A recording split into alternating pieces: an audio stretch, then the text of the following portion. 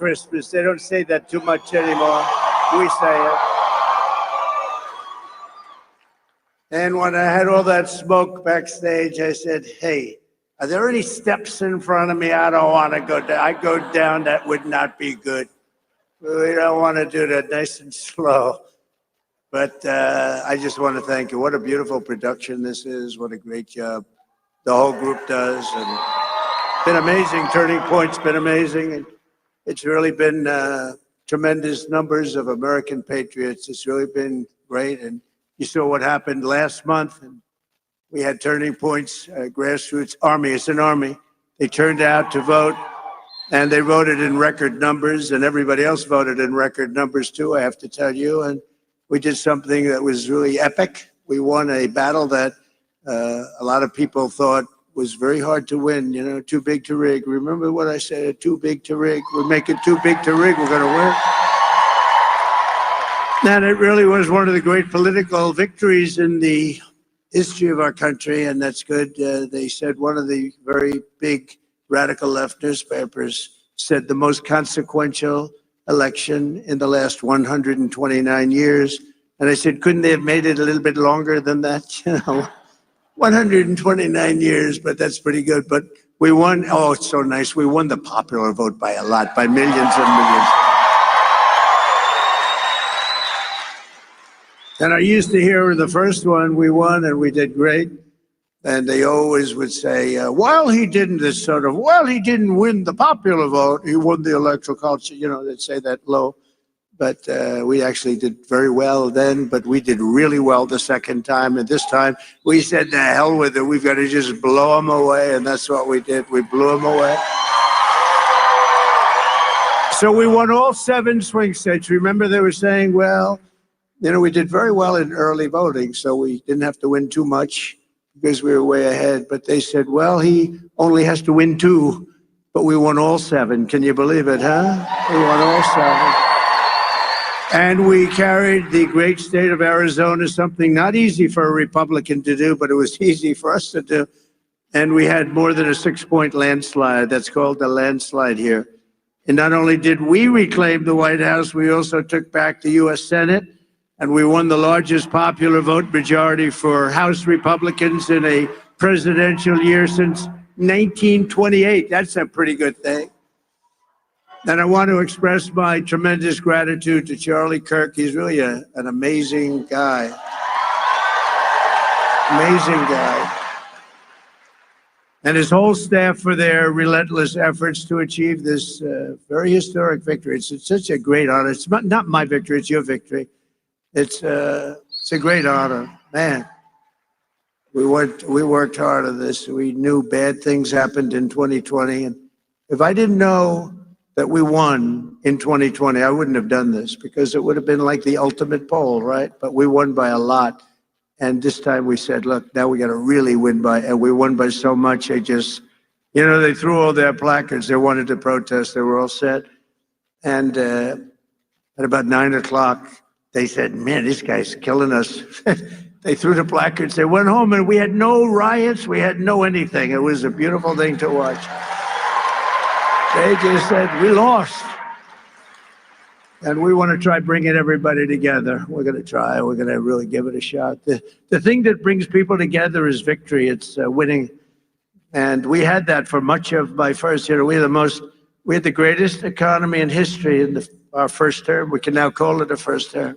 We had the greatest economy in the history of our country, maybe in the history of any country, frankly. And we did things that nobody could have done, and we're going to do them even better now. We're going to be drilling, as we say, drill, baby, drill. We're going to drill, baby, drill. But we're going to be doing a lot more than drilling.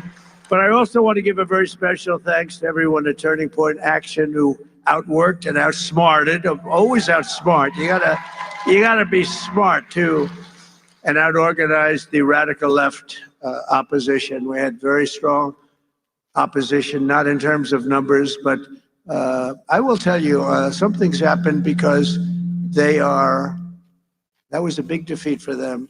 Nobody expected the numbers.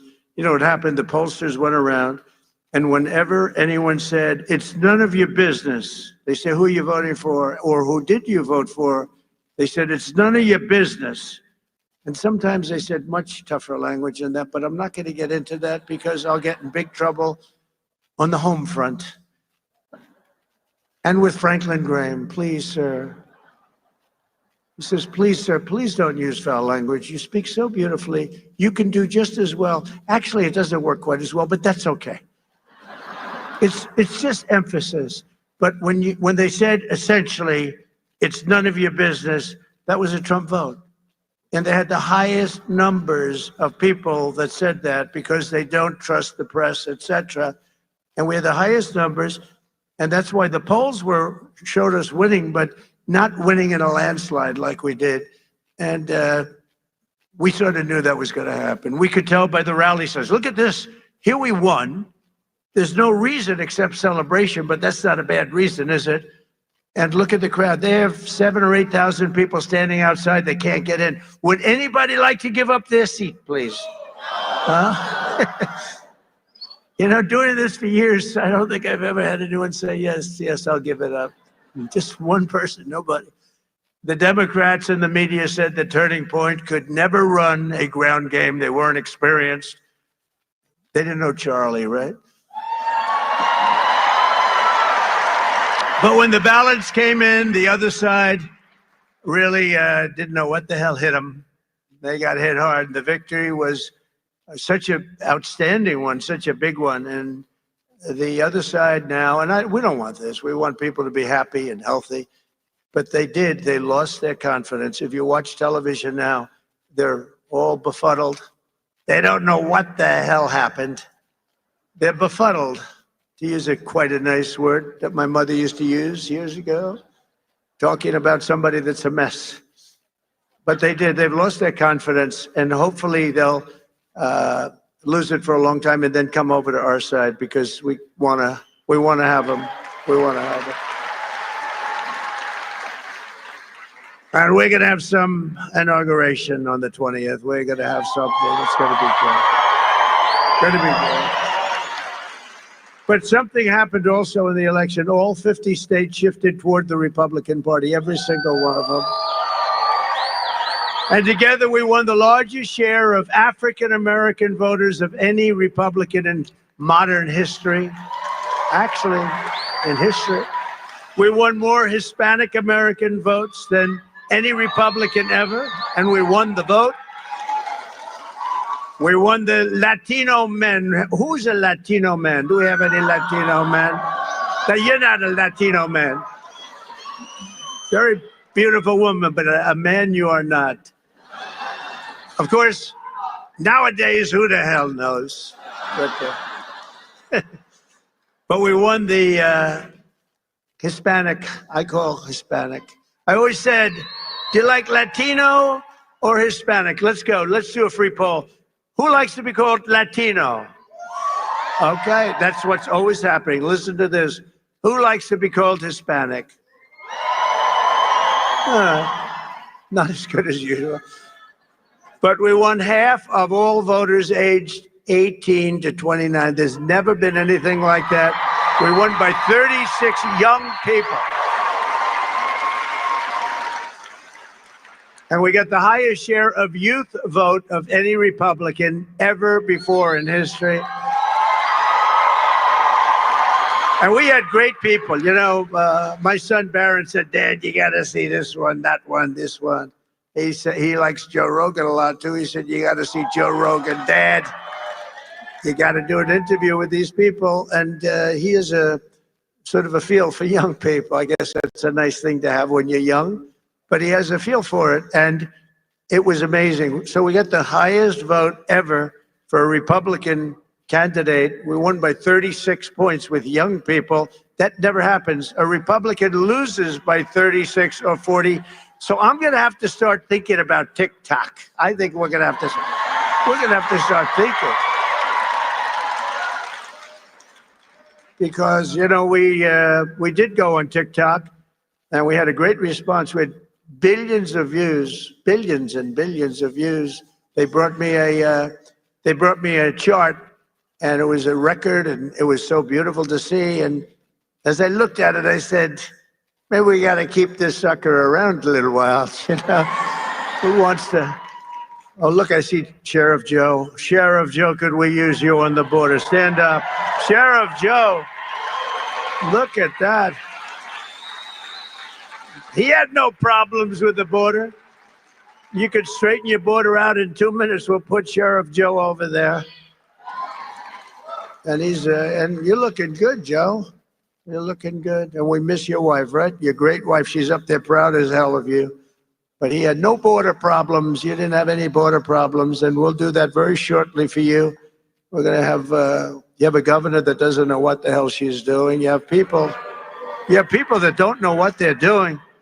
And we're going to change it because your border is a disaster. Your border is a disaster, what's going on. And you just have a few days to wait. We're going to be fully operational, I would say, by about 2 o'clock on the 20th. 20th of January. With your help, we gained 23 points with voters under the age of even 25. Think of that. We gained 23 points. And in the election of 2024, our movement not only won a mandate, but we built new American majorities all over the place and will define our country's future. I believe it's going to define our country's future for generations to come. That's going to happen. It's, you know, there's some people called up that are great people, actually, great business leaders called, a lot of them. And some of them weren't exactly on my side, but they're on my side now. But they said there's a light over not only the country right now, but over the entire world. And it is happening. And we want to get some of these, wars that would have never happened, like Russia, Ukraine would have never happened. Israel would have never been attacked, would have never happened. We wouldn't have inflation.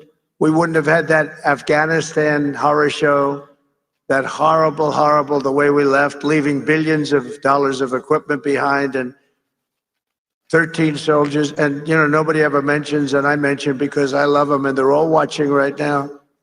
48 soldiers that were horrifically injured. Nobody ever, they lived and they don't talk about them, but these are incredible warriors that were hurt so badly with the legs and the arms and the face and hurt so badly. 48 of them. And we love you. You're listening and we love you. We're not forgetting you.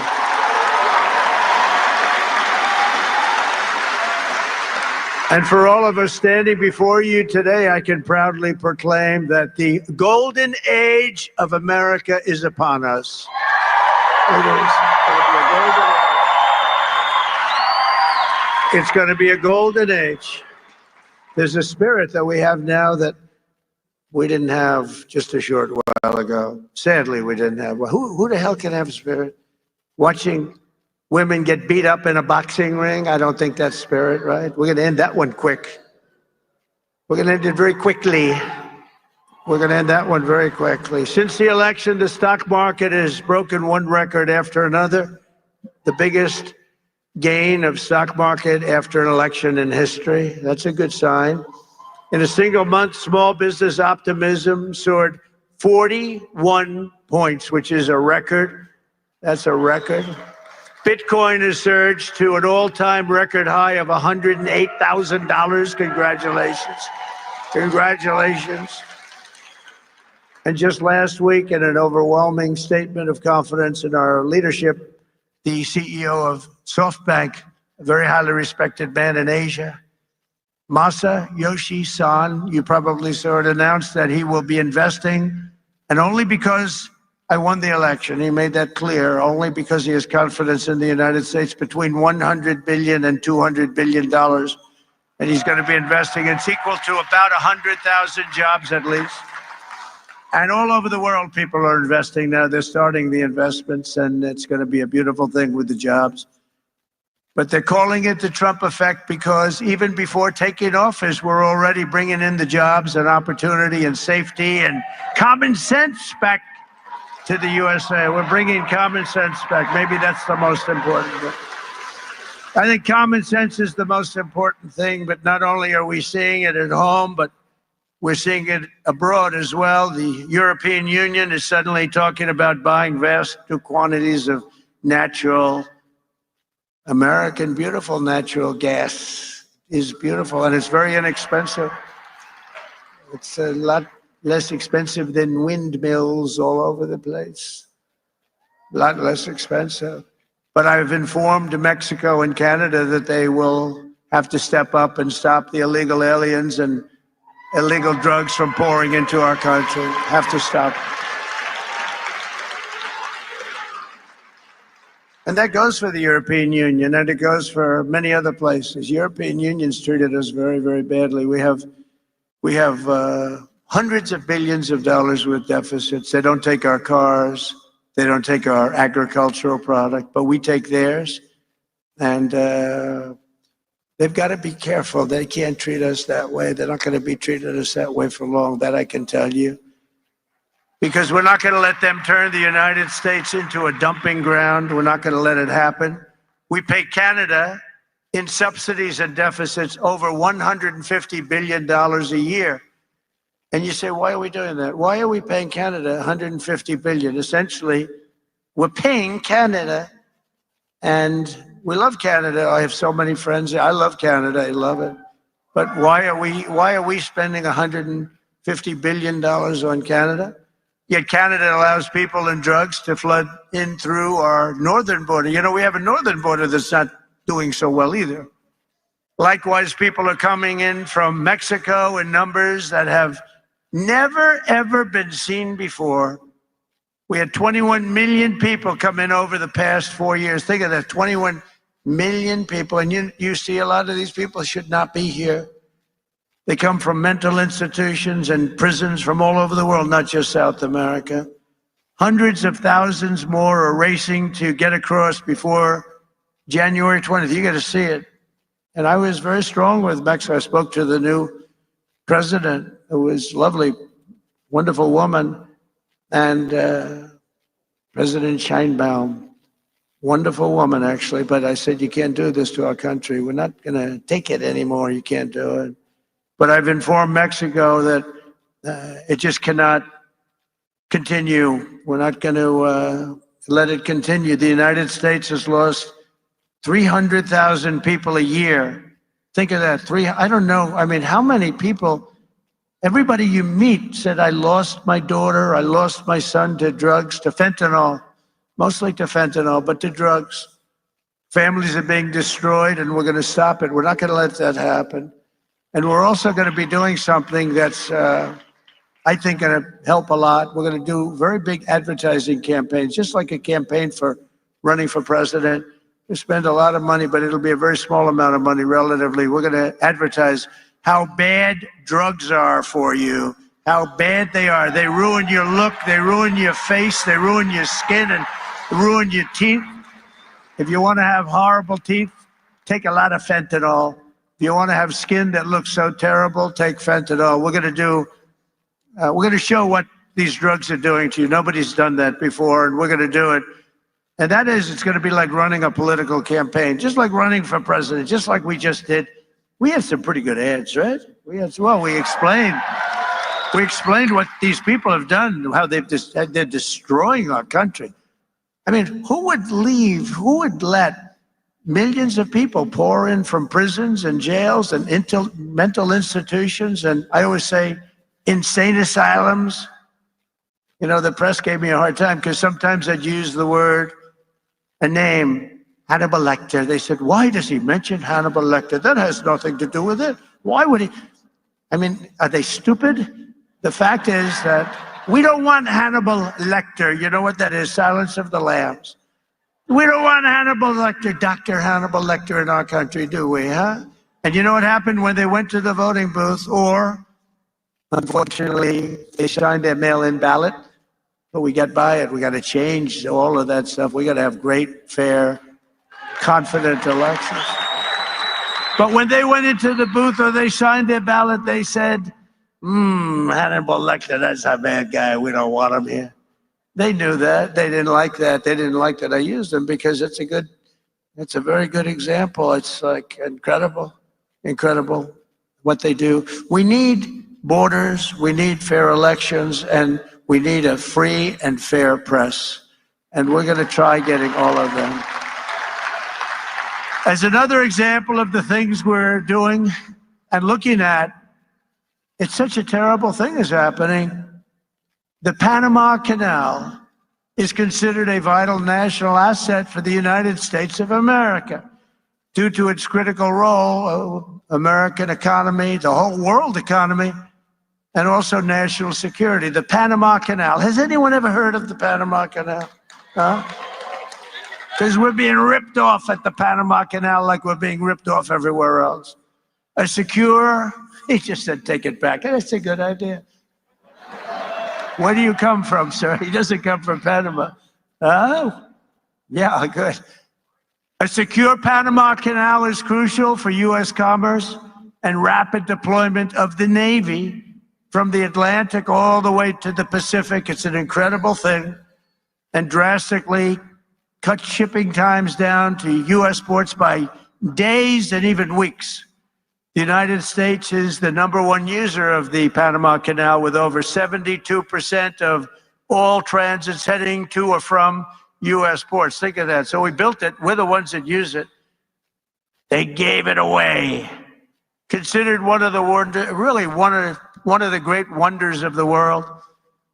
The Panama Canal opened for business 110 years ago and was built at huge cost to the United States. And it really is big when you consider the lives and the treasure, the equivalent of $1.2 trillion today. You don't hear those numbers. 38,000 American men, almost all men, they went there to be construction workers and dig. They were diggers, and they were brave. 38,000 men died from infected mosquitoes in the jungles of Panama during the construction period. Think of that. We lost 38,000 men. Teddy Roosevelt was president of the United States at the time of its building and understood the strength of naval power and trade. When President Jimmy Carter foolishly gave it away for $1. During his term in office, it was solely for Panama to manage and not for China or any other country to manage. You see what's going on there? China.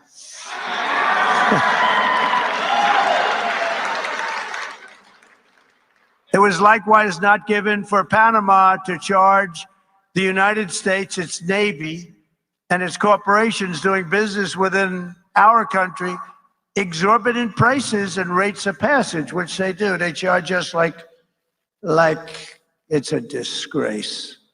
Our Navy and commerce have been treated in a very unfair and injudicious way.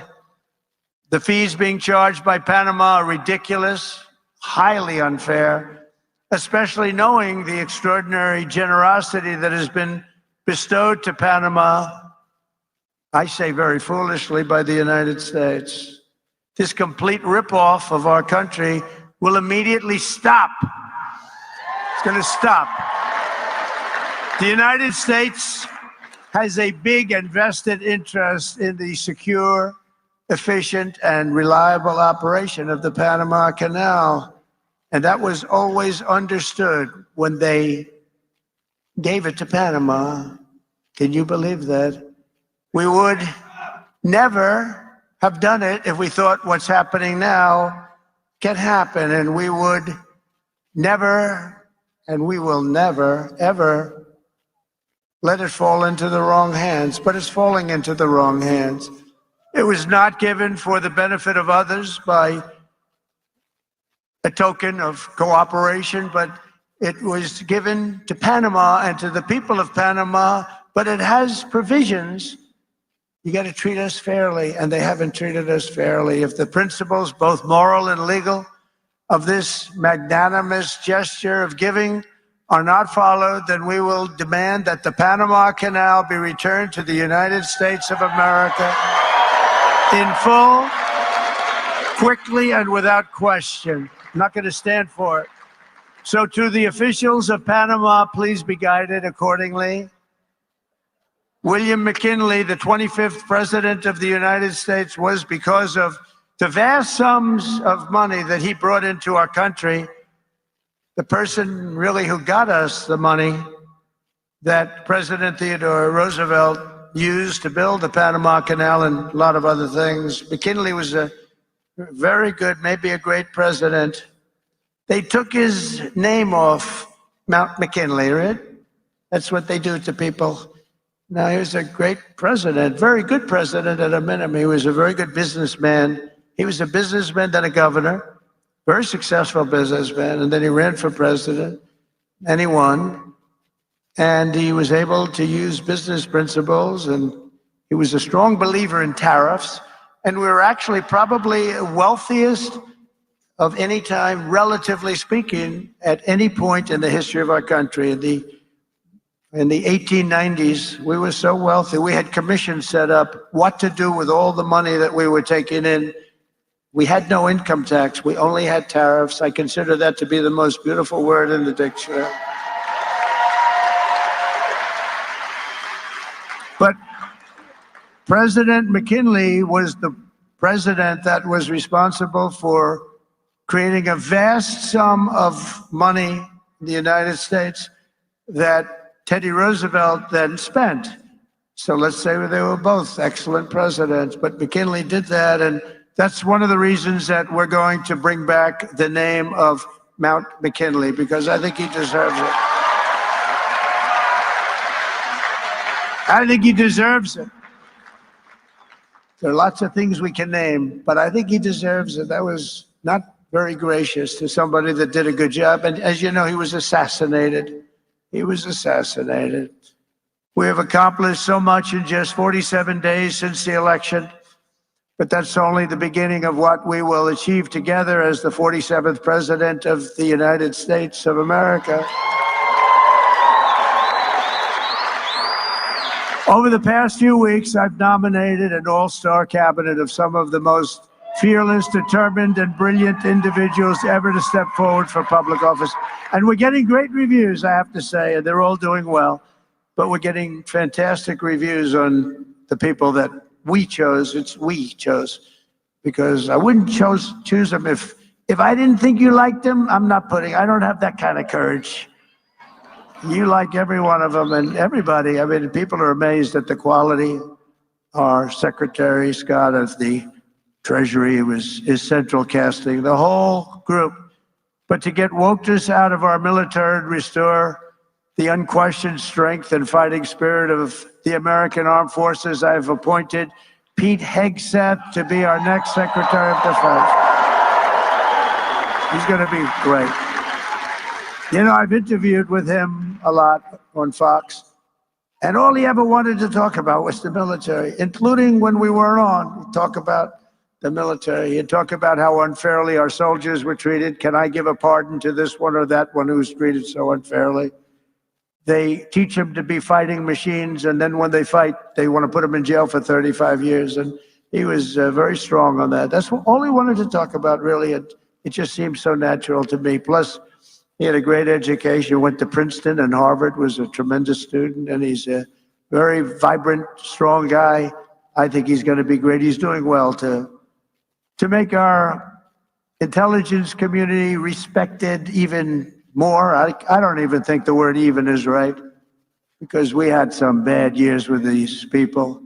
But we're going to do something. We're going to stop looking at all of these horrible foreign wars that we've gotten ourselves through stupidity.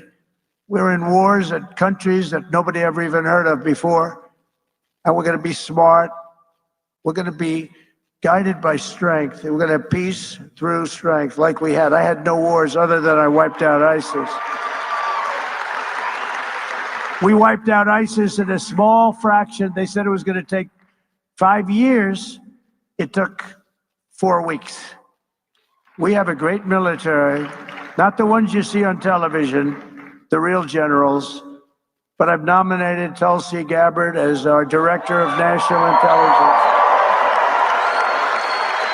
And to be our next Secretary of Health and Human Services, I decided, look, something's going on here. when you look at like autism from 25 years ago and you look at it now, something's going on, and I nominated Robert F. Kennedy Jr.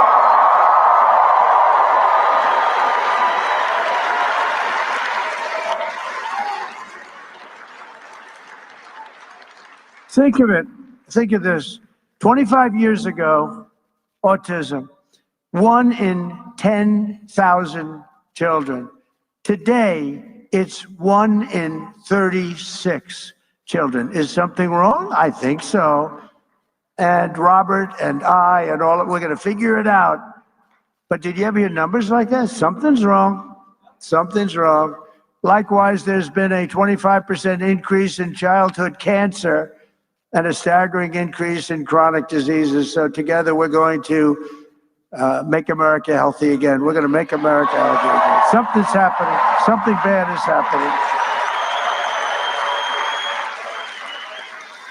And to end the weaponization of law enforcement and restore fair, equal, and impartial justice, we will have an outstanding new Attorney General in Pam Bondi. She's fantastic. She is fantastic. Known her a long time. And I'm very pleased to report that Christopher Wray is on his way out. He's resigned.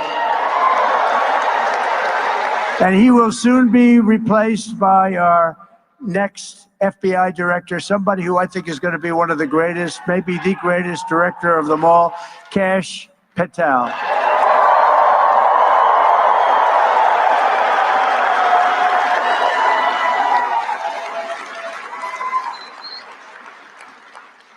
I campaigned on an agenda of delivering profound change to Washington, and last month the American people voted for change like they've never voted before, and in overwhelming numbers that nobody saw coming. I saw coming, because I think we all saw coming. When you went to the rallies, you saw that we'd have, like we had in New Jersey, 107,000 people, and they'd go out the next day and they'd have 30 people, maybe 40 if they were lucky.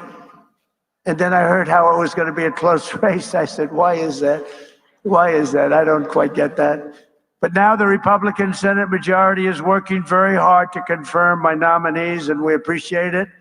And with the help of this dream team cabinet, and we have so many others I won't bother mentioning, but you know every one of them, we're going to embark on the most exciting and successful period of reform and renewal in all of American history. We're going to do something that's going to be really, really special. You're going to be so happy. And as you know, I made a series of big day one promises in my campaign. You know them just as well as I do. And 29 days from now, I intend to keep those promises to the American people. And just as we did 4 years ago, my administration will live by the motto, promises made, promises kept. We did keep our promises. And there's a new hat, there's a brand new hat that's out. I saw it yesterday, the first time, and it's selling like hotcakes. It says, Trump was right about everything. And I don't want to brag, but we were right about just about everything, including foreign policy, these crazy wars that we're in.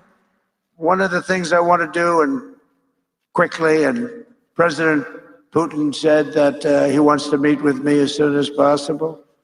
So we have to wait for this, but we have to end that war. That war is a horrible, horrible, the soldiers, the number of soldiers being killed, it's a flat plane, and the bullets are going, and there's powerful bullets, powerful guns, and the only thing that's going to stop them is a human body. They go dead flat land. Nobody's ever seen anything like it. Millions of soldiers have died now, millions. We're seeing numbers that are just crazy. Got to stop it. It's ridiculous. Would have never happened if I was president. That war would have never happened.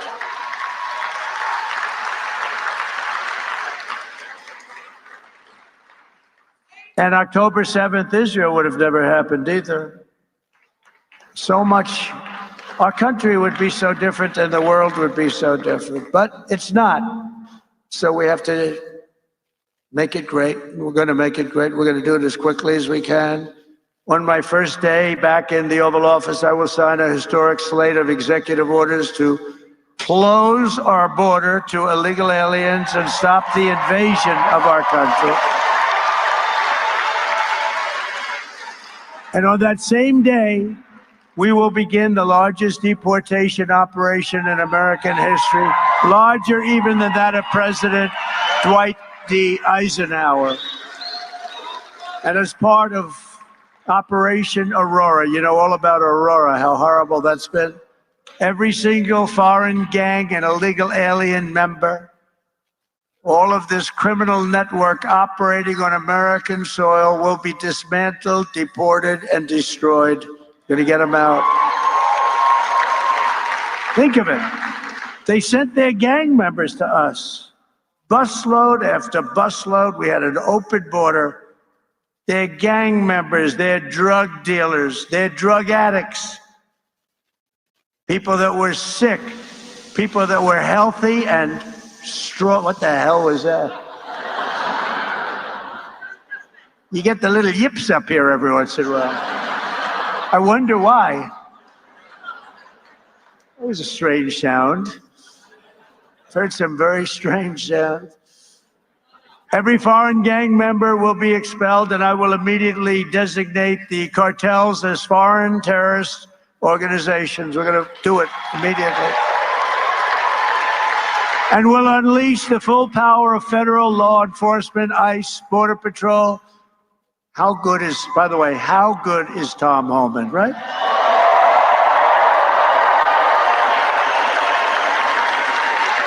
He's phenomenal. I've known him a long time. I'll bet you Sheriff Joe likes Tom Homan, right? Sheriff Joe, yes? Yep. He goes, yep. The DEA, the FBI, the intelligence community, and financial sanctions to remove the migrant gangs and criminals that are killing and raping and maiming our citizens. We're going to get them out. We're going to get them out. We're going to get them out fast. We have no choice. We have no choice, by the way. I don't want to do that, but we have no choice. Last thing I want to do. Could have been so much easier. The election wasn't rigged. It would have been a much different thing. But this will show something. This is going to show how we do it and how good we are. You know, we showed how the opposite philosophy runs a country, and it wasn't good. They had an approval rating today. It was 14%. Nobody's ever had an approval rating of 14. That's the lowest approval rating. And we're going to have a very high, in fact, we already have a very high approval rating. We're way up, way up, higher than almost anybody, higher than anybody as of this morning. We will end the occupation, and January 20th will truly be Liberation Day in America. Is that okay? Liberation Day. And this great liberation will be in honor of all of the victims of migrant crime and all of the angel moms and angel dads who have lost their really incredible kids that, you know, they're going around for years and years. And I talk to them all the time. I know so many of them, and many of them are here. And we can just say, we love you, we're with you. They had so little help from the politicians on the other side. We're joined today by Patty Morin, the mother of Rachel Morin, who you know all about, a beautiful mother of 5 who was murdered by an illegal alien monster who entered our country under the open border policies of the Biden administration. Your borders are always not too good. Your borders are, that was not Tom Homan, I can tell you. But Patty, those days are over, and they will soon be over. I hope we're just not going to have, how can you say never again? But we're going to have as few as possible. It's going to be rough, and it's going to be rough on the ones that do that kind of damage to you and to our country. Where is Patty? Is she here someplace? I just want to thank her. Hi, Patty. Thank you very much. Thank you very much for being here. Appreciate it. Thank you, darling. Do you want to come up for a second, Patty? Huh? Do you want to come up? I had lunch with Patty. And she suffered greatly. I said, let me help you with your eyes, because I want to help her with her eyes. She has an eye situation that can be fixed with some medical help. Many of them can't be fixed. I said, Patty, get your eyes taken care of. I'll take care of it. Just get it done. I hope you got it done. Did you have them done yet? Did you have it done yet, Patty? That's great. Oh, you look good, Patty. Be careful.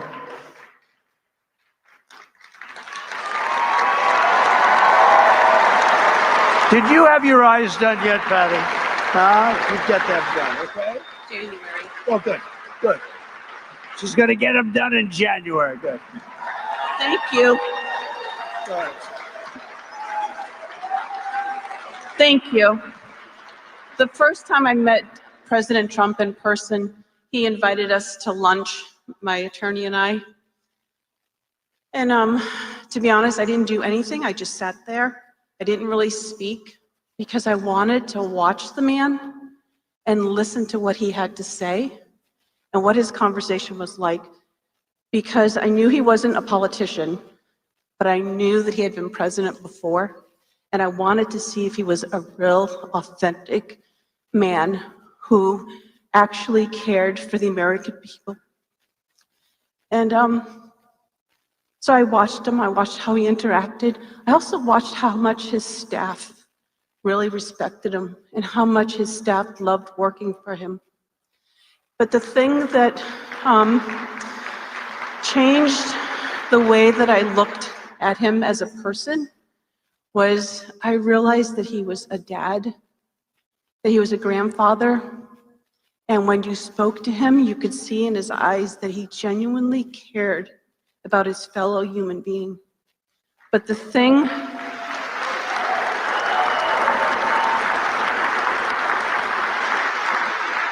I appreciate the most is that he heard the cries of a mother, and he cared, and he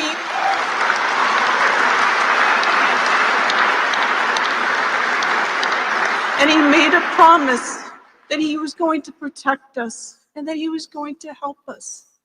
And that's all you can ask from your president, but also just from a fellow human being. And so I personally, I am so honored to know this man and to think of you as a friend.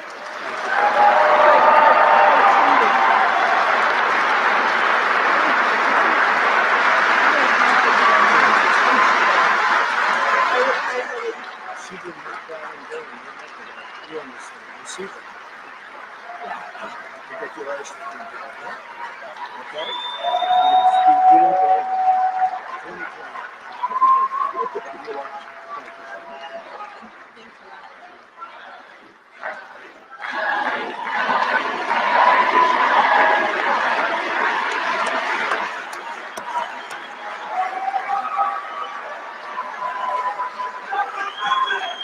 Thank you very much. She's been through hell. Who wouldn't be? I mean, so many people, so many, I call them angel moms, and they go through hell. And many of them say it doesn't get any better, but we have to hope it does get better. Also with us is a very special guy, the president of the National Border Patrol Council, Paul Perez. He's incredible. He's doing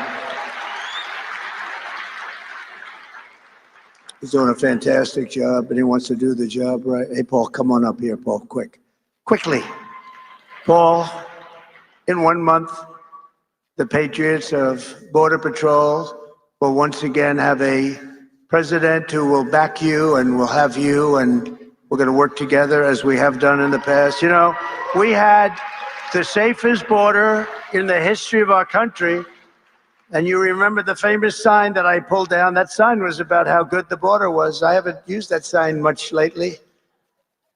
Well, we won, so I guess I don't have to use it, but we really do have to use it, because the fact is that we have to have strong, safe borders, and we have to have men like this and women who are doing an unbelievable job. I've gotten to know a lot of them. I'll tell you what, they're tougher than I am. I don't want to mess with them, right? But this man has done as the head, and also replacing a very good guy. We know that, right? And he's going to have a good life. I hope he's going to, because he was a very special guy, and you're a very special guy. Say a few words, please, Paul. I mean, we're back. America is back.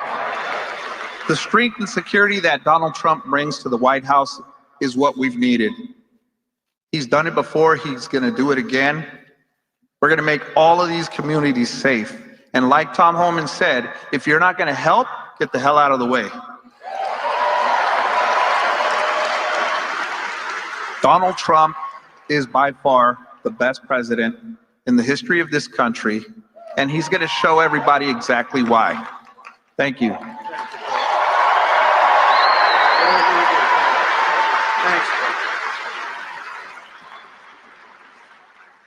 Thank you very much, Paul, and everybody, and Brendan, Judd, all of the people. They do such an incredible job.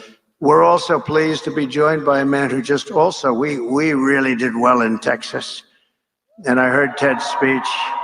And he can come up and speak more if he wants, or he can just, you know, Ted's going to be going to a big event in a little while. Where's Ted Cruz? Is he here? He's here someplace. Ted? Ted? Oh, he's in trouble. Oh, he's in trouble. No, he was here. Oh, good.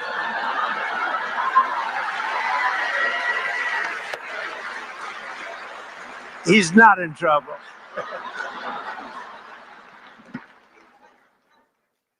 Keep Texas, Texas. Amen. And I've got to say, this election has given President Donald J. Trump, a Republican Senate and a Republican House, a clear mandate to deliver on our promises.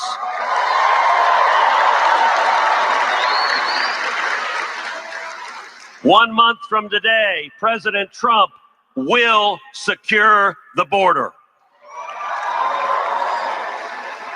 We are going to bring back jobs. We are going to lower prices. We are going to protect American families. We're going to put criminals in jail. We are going to keep our kids safe. We are going to end foreign wars with victory.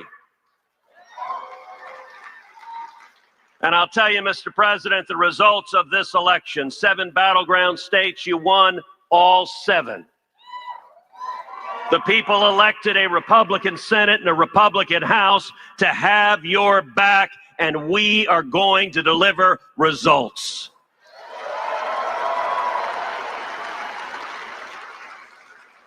And if I can speak parochially for a minute, one of the most consequential things that happened in this race in Texas, you won profoundly in Texas, and both you and I won a majority of Hispanic votes in the great state of Texas.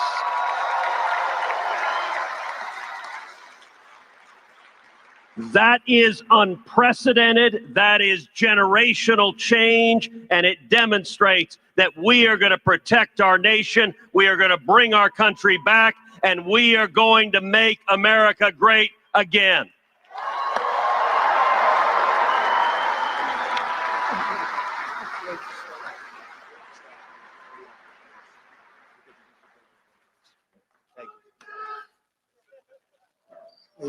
He's actually a great guy. Was really out there working very, I'm so glad he was here.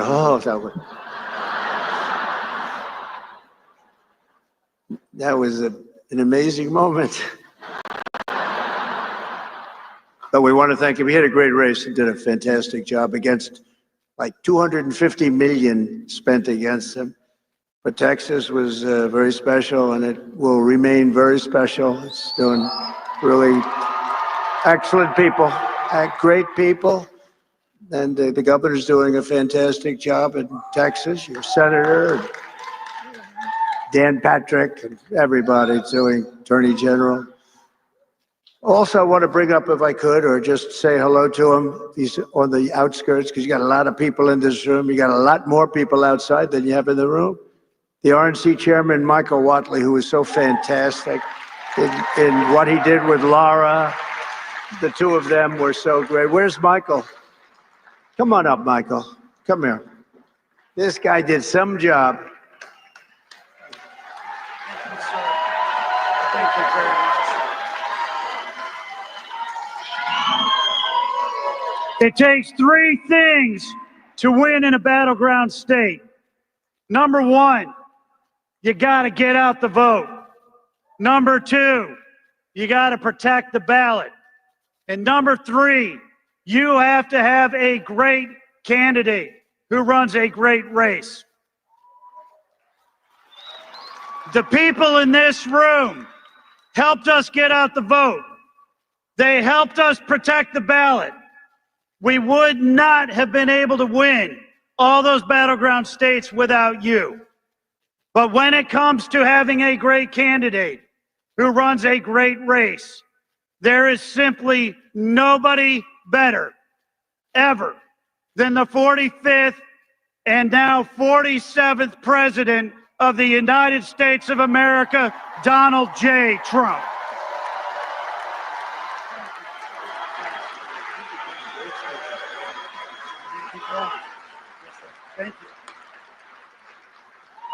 Thank you very much. He really has, and Laura have done an incredible job. What a pleasure. They were fighting. They had so many lawyers. They were fighting the enemy like you wouldn't believe. I mentioned Tom Homan, but special, he's going to do so well. And a friend of mine who I haven't seen in a little while, Matt Gaetz, is here. Where's Matt? He's around here someplace. Matt Gaetz, who's got a big career set up.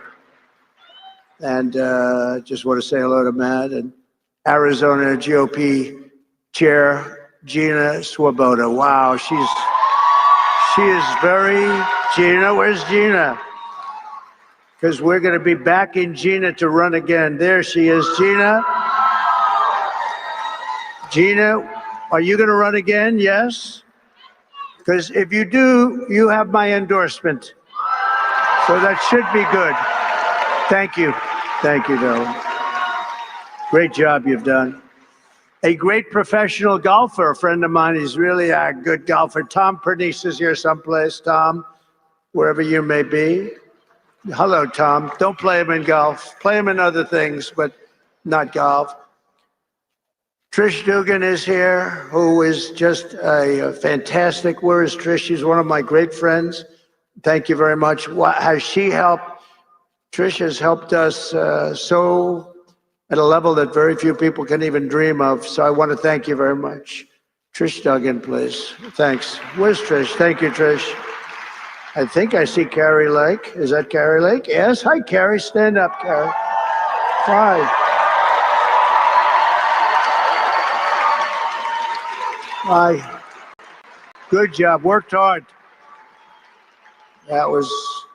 She's a good woman and she's going to be doing something very big, maybe bigger. It's a big one that you have, so good luck with it. You're going to do well. Going to turn that around like nobody ever saw before, so thank you very much for accepting it.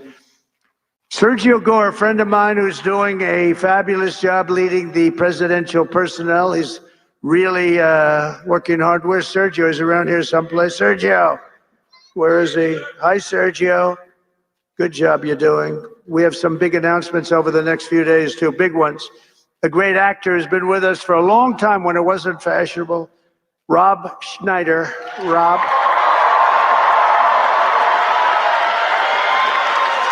He was here with a few of his friends when it wasn't quite as fashionable, right, Rob? But you were here. Thank you very much. Great job you're doing, too. Karen Robeson. Where is Karen? Karen is here, and she's, I hear, running for governor. She's going to be running for governor. Where's Karen? Hi, Karen. Hello, Karen. Are you running for governor? I think so, Karen, because if you do, you're going to have my support, okay? You're going to have my support. a man that is very non-controversial, a very unique, he really is a unique person, but he doesn't like controversy. His name is Steve Bannon. Has anyone ever heard of him? Where's Steve? Hello. Hi, Steve.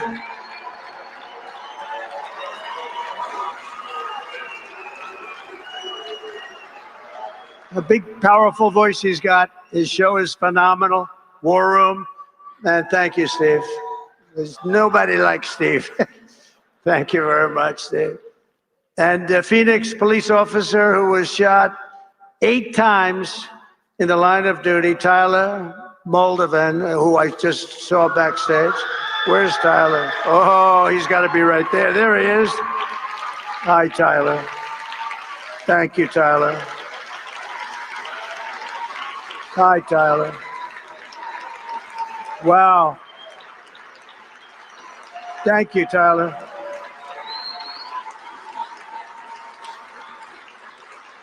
Eight times. Can you believe that? Think of that. 8 times, and he's looking great. Thank you very much. And to your family, beautiful wife. With a stroke of my pen on day 1, we're going to stop the transgender lunacy. And I will sign executive orders to end child sexual mutilation, get transgender out of the military and out of our elementary schools and middle schools and high schools.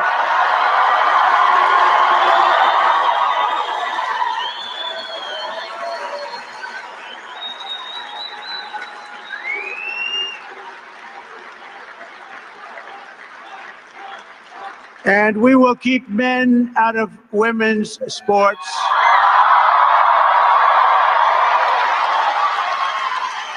And that will likewise be done on day 1. Should I do day 1, day 2, or day 3? How about day 1, right? Under the Trump administration, it will be the official policy of the United States government that there are only 2 genders, male and female.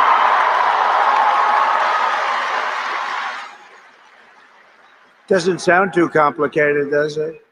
To rescue our economy, I will sign day 1 orders to end all Biden restrictions on energy production, terminate his insane electric vehicle mandate, cancel his natural gas export ban, reopen ANWR in Alaska, the biggest site potentially anywhere in the world, and declare a national energy emergency. And do we have great people in energy? Head of energy, Chris Wright, and Doug Burgum is the interior. And I merged both of them. You know, the energy had no energy. It just had the right to do energy. And interior.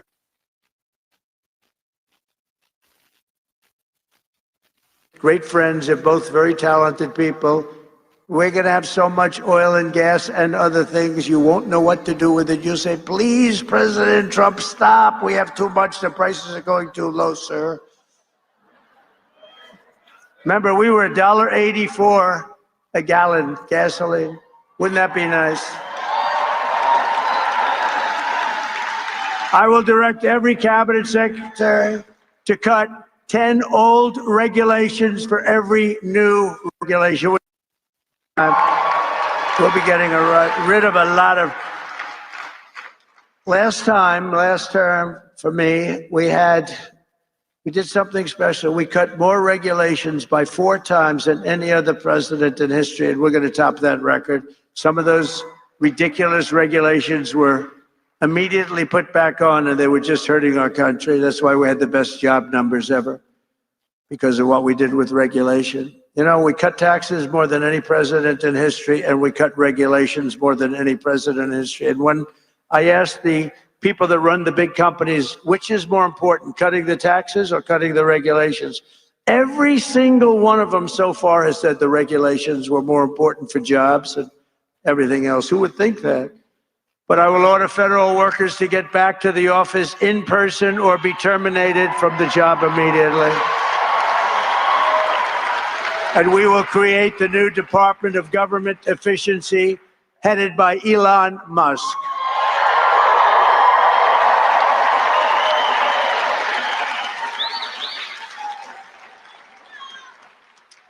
And no, he's not taking the presidency.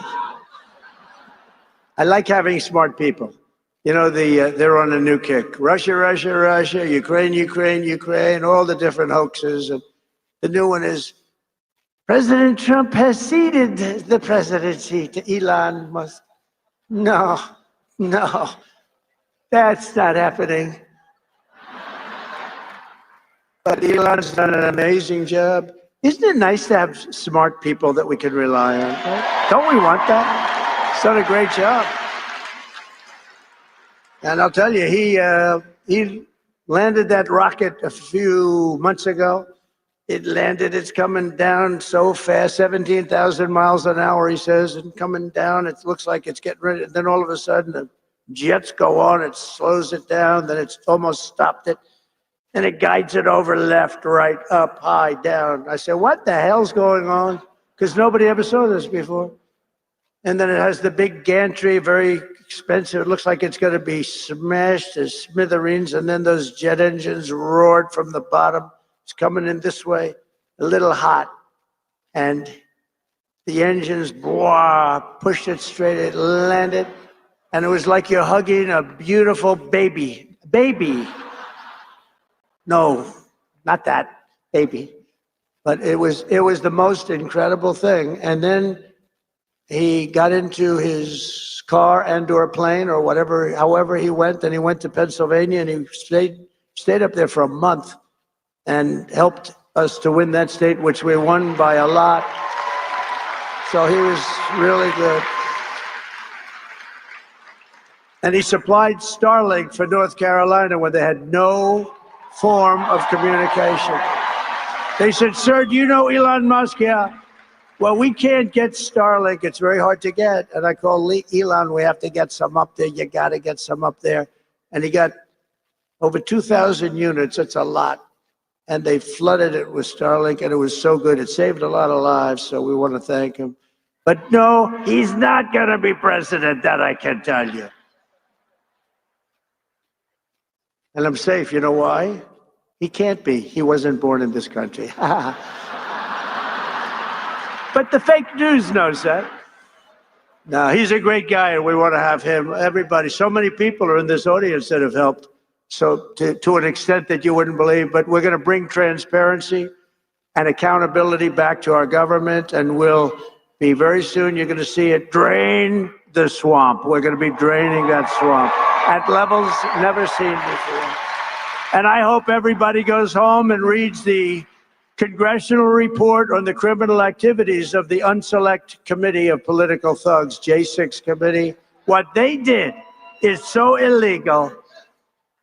And Congress has done a fantastic job on that. They just put out a report. They call it an interim report. It's brutal on them, not on me, on them. And it's terrible. What they've done to this country is just absolutely terrible. But we'll end the left's campaign of racial discrimination and restore equality to our land and all over our land. And you see that happening so much with the vote and the kind of vote we got. Nobody ever expected anything like that. And I'll end all of the Marxist diversity, equity, and inclusion policies across the entire federal government immediately. And at the same time, we will ban these unlawful policies from we're going to ban them from the private sector as well. In America, we believe in the merit system. The merit system. And now, because of the major decision handed down recently by the Supreme Court, our country has again gone back to the merit system. That's what made our country great. And I want to just thank the Supreme Court, because that took a great deal of courage for them to do that.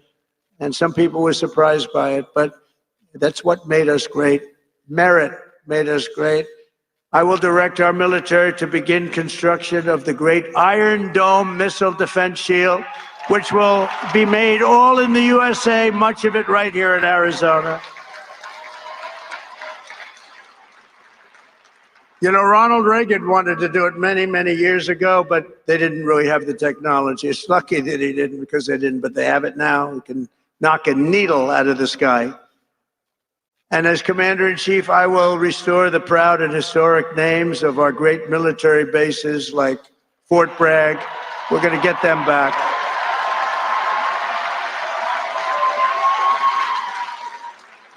And woke has to stop, because along with everything else, it's destroying our country. We're going to stop woke. Woke is bullshit.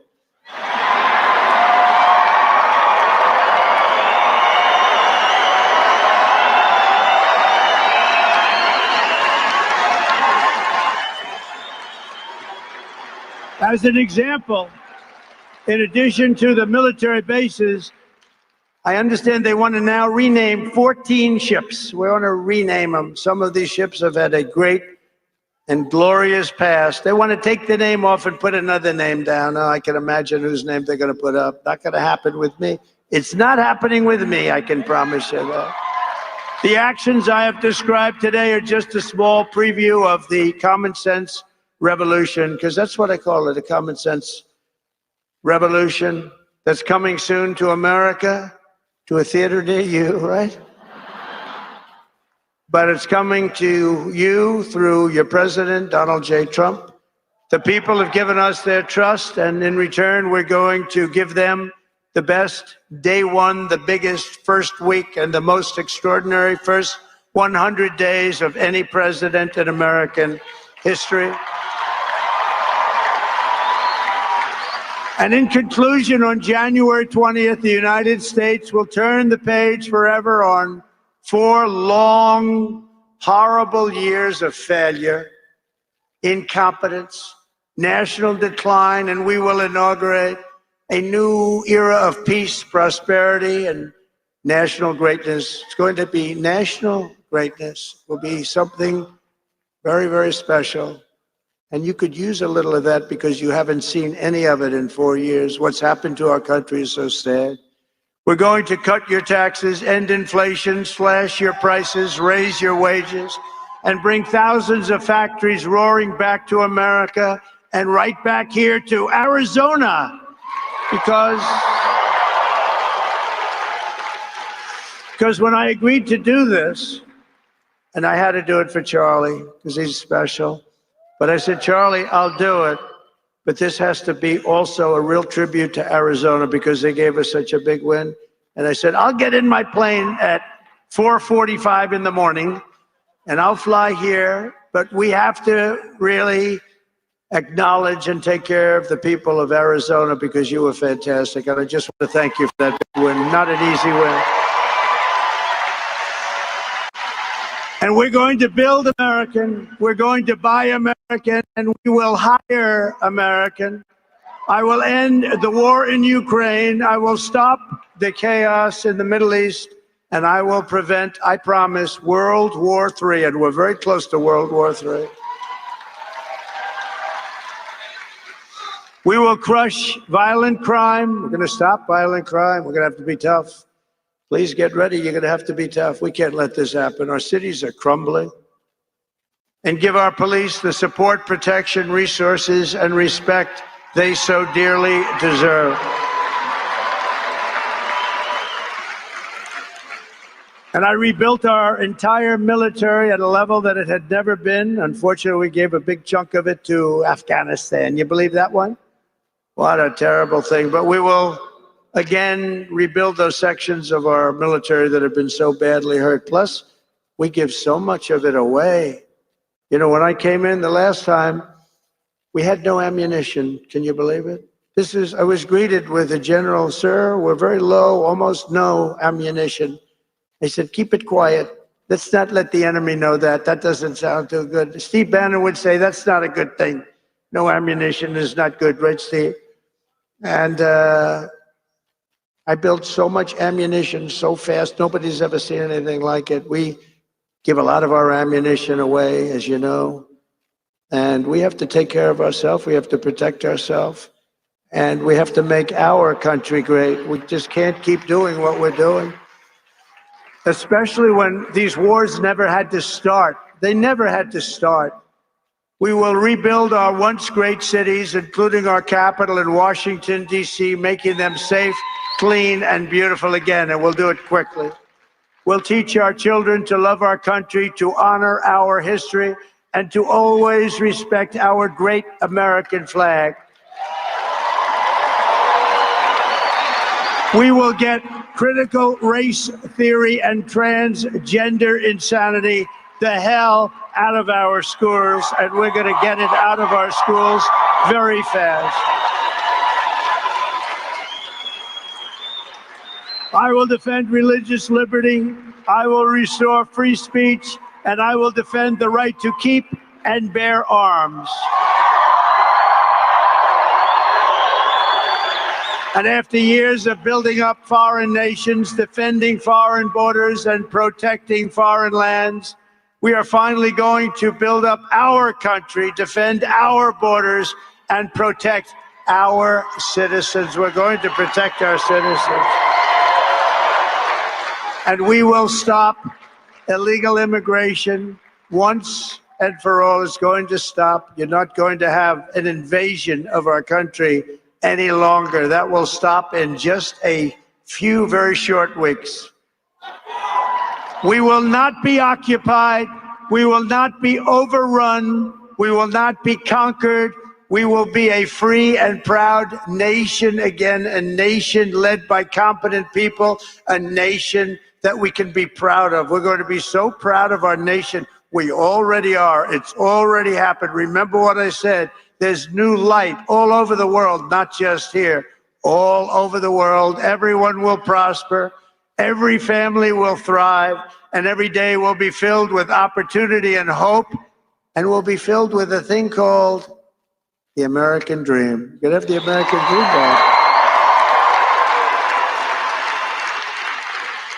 For the past 9 years, you and I fought side by side against the most sinister and corrupt forces on earth. And in our magnificent victory on November 5th, you showed them once and for all that this nation does not belong to them. This nation belongs to you. That's what happened. It was hardworking patriots like you who built this country. And in 2024, it was hardworking patriots like you who turned out and voted and saved our country. That's what happened. After all we have been through together, we now stand on the verge of the 4 greatest years in American history. We're going to make these the 4 greatest years in the history of our country. With your help, we will restore America's promise. We will rebuild the nation that we love, and we will do it very, very fast. That's what we want. We are one people, one family, and one glorious nation under God. We will never give in. We will never give up. We will never back down, and we will never, ever, ever, ever surrender. Together we will fight, fight, fight, and we will win, win, win. We're going to win a lot. And together we will make America powerful again. We will make America wealthy again. We will make America healthy again. We will make America strong again. We will make America proud again. We will make America safe again. And we will make America great again. Thank you very much. And thank you, Arizona. Happy New Year. Merry Christmas. Thank you very much. Thank you. God bless you all.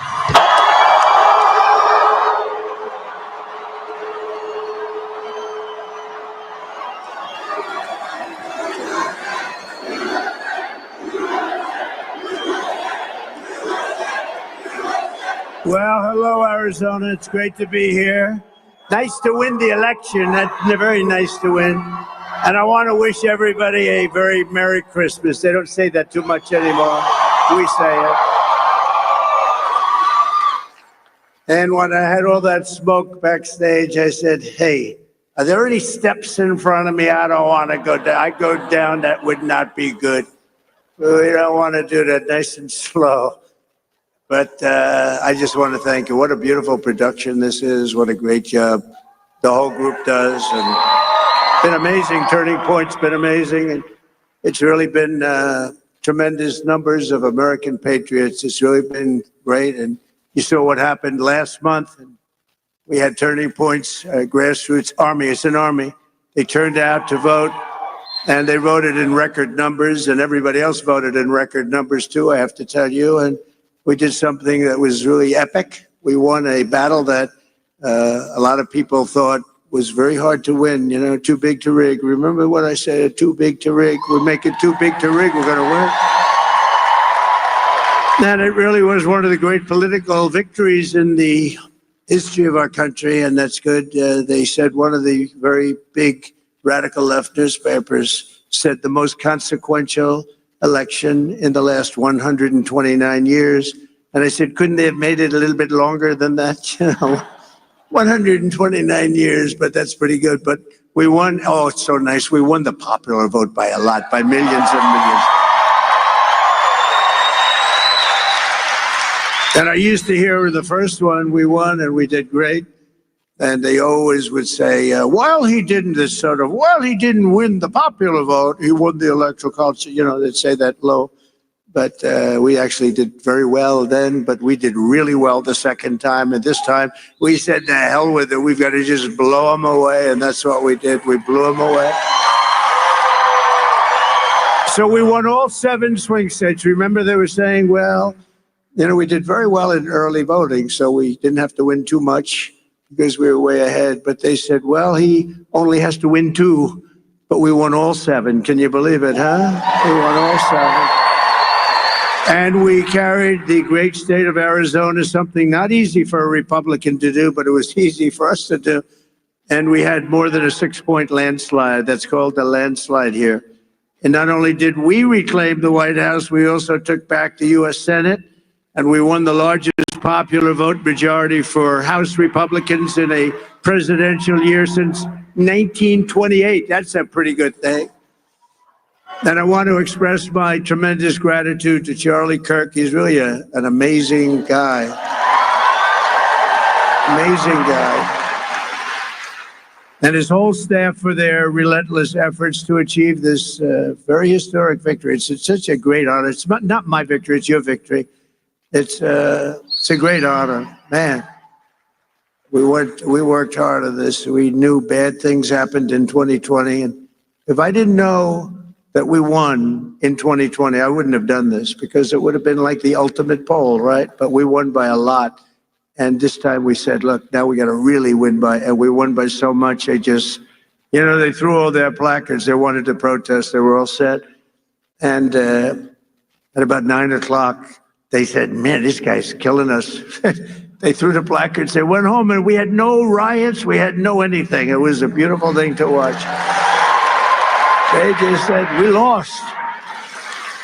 And we want to try bringing everybody together. We're going to try. We're going to really give it a shot. The thing that brings people together is victory. It's winning. And we had that for much of my first year. We had the greatest economy in history in our first term. We can now call it the first term. We had the greatest economy in the history of our country, maybe in the history of any country, frankly. And we had... we did things that nobody could have done, and we're going to do them even better now. We're going to be drilling, as we say, drill, baby, drill. We're going to drill, baby, drill. But we're going to be doing a lot more than drilling. But I also want to give a very special thanks to everyone at Turning Point Action who outworked and outsmarted, always outsmart. You gotta be smart, too, and outorganized the radical left opposition. We had very strong opposition, not in terms of numbers, but I will tell you, something's happened because that was a big defeat for them. Nobody expected the numbers. You know what happened? The pollsters went around And whenever anyone said, it's none of your business, they say, who are you voting for? Or who did you vote for? They said, it's none of your business. And sometimes they said much tougher language than that, but I'm not going to get into that because I'll get in big trouble on the home front. And with Franklin Graham, please, sir.